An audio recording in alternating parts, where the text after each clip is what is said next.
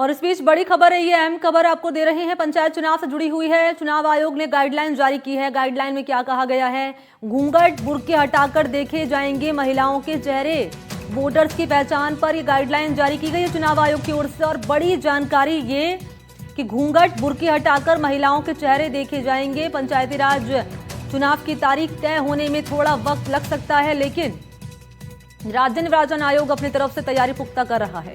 इस कड़ी में आयोग ने मतदान दल गठित करने के साथ वोटर्स की पहचान भी सुनिश्चित करने के निर्देश दे दिए हैं। आयोग की तरफ से चीफ इलेक्शन ऑफिसर और सेक्रेटरी राजेश वर्मा ने आदेश जारी करते हुए कहा है कि मतदान के दौरान केंद्र पर बुर्का हो या घूंघट हो, घूंघट में महिला के आने पर उसकी पहचान के लिए घूंघट बुर्का हटाकर पहचान की जाएगी।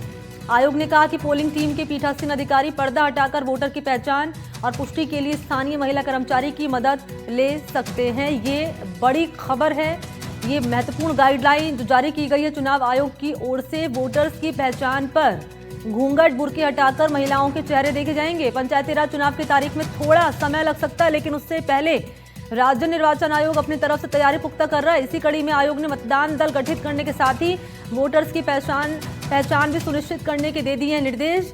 और आयोग की तरफ से चीफ इलेक्शन ऑफिसर और सेक्रेटरी राजेश वर्मा ने आदेश दिया है, ये कहते हुए कि वोटिंग के दौरान केंद्र पर बुर्का हो या घूंघट हो, अगर महिलाएं आती हैं बुर्का में घूंघट में, उसकी पहचान के लिए घूंघट हो बुर्का हो हटाकर पहचान होगी। ये बड़ी खबर, बड़ी जानकारी जो गाइडलाइन जारी की गई है चुनाव आयोग की ओर से चुनाव से पहले।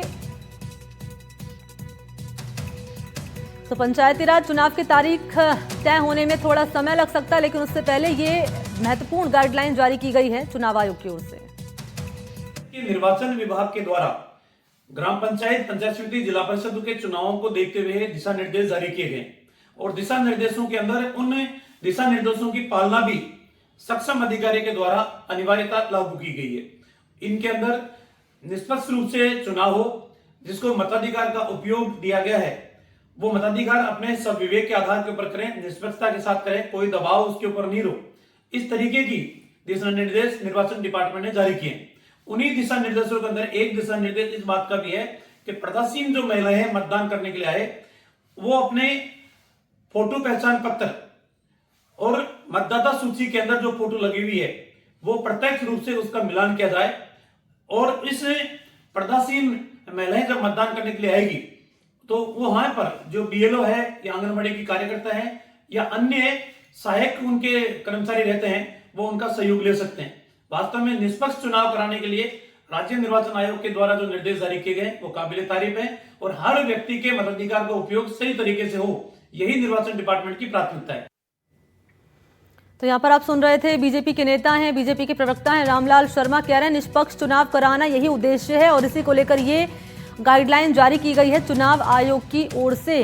क्या कहा गया गाइडलाइन में, ग्राफिक्स के जरिए आपके सामने डिटेल रख रहे हैं। देखिए पंचायत चुनाव को लेकर क्योंकि तैयारियां तेज हो चली हैं, ऐसे में स्थानीय महिला कार्मिक की मदद इसमें ली जाएगी, ये बड़ी बात है।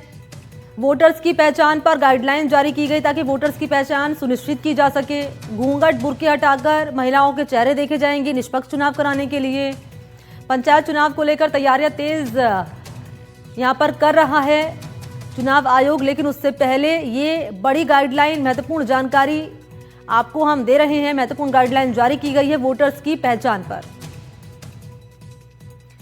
तो घूंघट बुर्के हटाकर महिलाओं के चेहरे देखे जाएंगे, ये महत्वपूर्ण जानकारी है।